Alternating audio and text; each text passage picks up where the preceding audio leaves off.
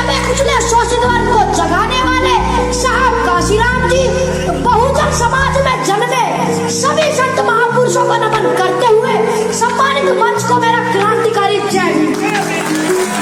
साथियों, आज 14 अप्रैल बाबा साहब के जन्म दिवस की आप सभी को हार्दिक शुभकामनाएं देता हूँ।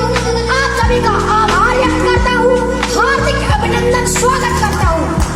आज के दिन मैं उन लोगों के बारे में कुछ कहना चाहता हूँ जिनकी औकात चार पाई पर बैठने की नहीं थी, आज वो बड़े बड़े पदों पर बैठकर कह रहे हैं कि बाबा साहब ने हमारे लिए किया ही क्या है। मैं उन लोगों को बता देना चाहता हूँ कि बात 26 नवंबर 1949 की है। 26 नवंबर 1949 को बाबा साहब ने इस देश का संविधान बनाकर तैयार किया और जब बाबा साहब संविधान को लेकर संसद भवन में पेश कर वापस आ रहे थे, तब वहां पर एक महापुरुष थे जिनका नाम था आचार्य कृपाली जी। आचार्य कृपाली जी ने पूछा, अरे अम्बेडकर, आज आप इतने खुशनजर क्यों आ रहे हो?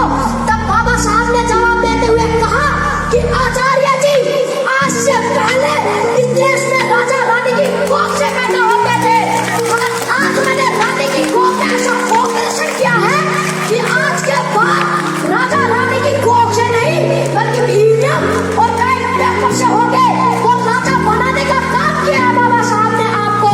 बाबा साहब ने आपके लिए अपनी 4 संतानें कुर्बान कर दी और आप कहते हैं कि बाबा साहब ने हमारे लिए किया ही क्या है।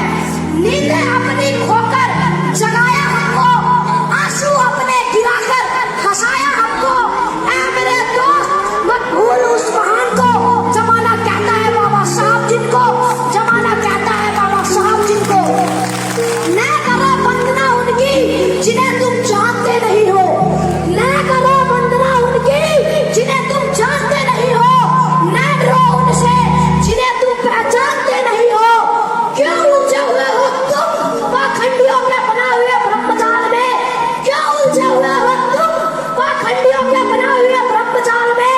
जरा बाहर निकल कर देखो, बहुत खुश रहोगे इस संसार में। ना राम ने कुछ दिया, ना कृष्ण ने कुछ दिया।